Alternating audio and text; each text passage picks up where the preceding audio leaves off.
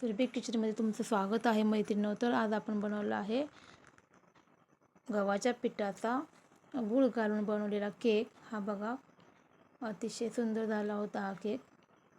चला आपण केक बनवूया. हे बघा, त्यासाठी चिरून घेतलेला गूळ घेतला आहे. हे बघा,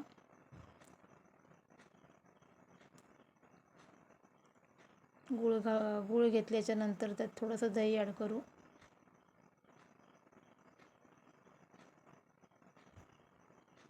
हे बघा, थोडंसं तेल, गूळ, दही आणि तेल हे मिश्रण चांगलं मिक्स करून घेऊ आपण.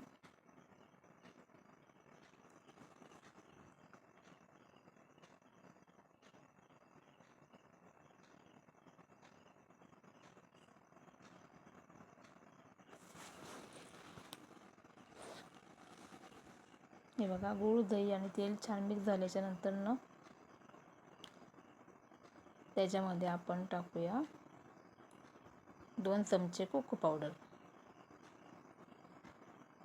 मी 2 दिवसापूर्वी केक बनवला होता, पण त्याच्यामध्ये कोको पावडर टाकलेली नव्हती.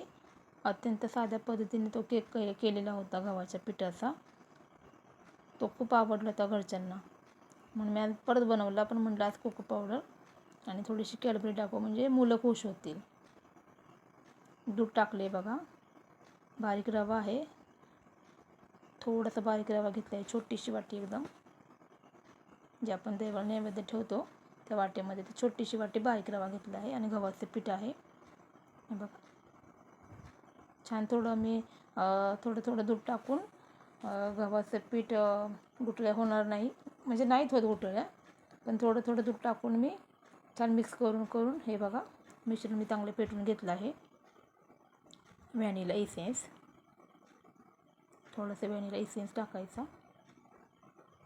हे बघा, परत फेटून घ्यायचं.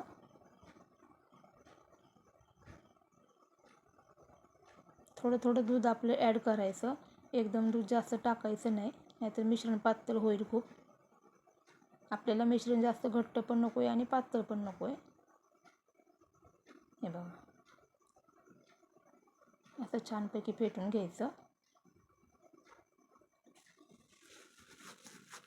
साधारण पाऊण वाटी दूध लागतं. जे आपण गव्हाचं पीठ घेतलं होतं वाटीमध्ये, त्या वाटीचं प्रमाण पाऊण वाटी दूध लागतं साधारण. हे बघा, 10 मिनटं झाकून ठेवलं होतं मी. 10 मिनटानंतर 1 चमचा बेकिंग पावडर, अर्धा चमचा बेकिंग सोडा आणि थोडंसं वरून दूध टाकून परत छानपैकी फेटून घेऊया.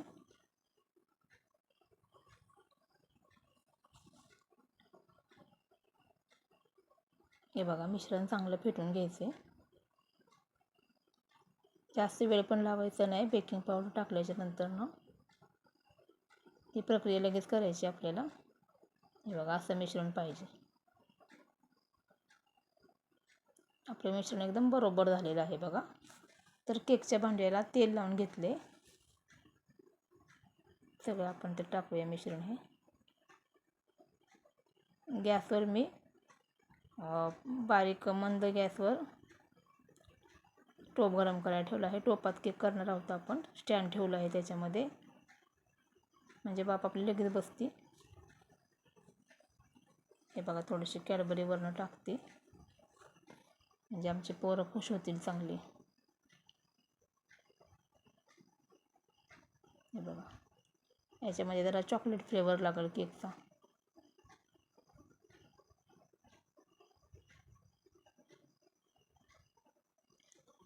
हे बघा, भांडं चांगलं आपलं गरम झाले.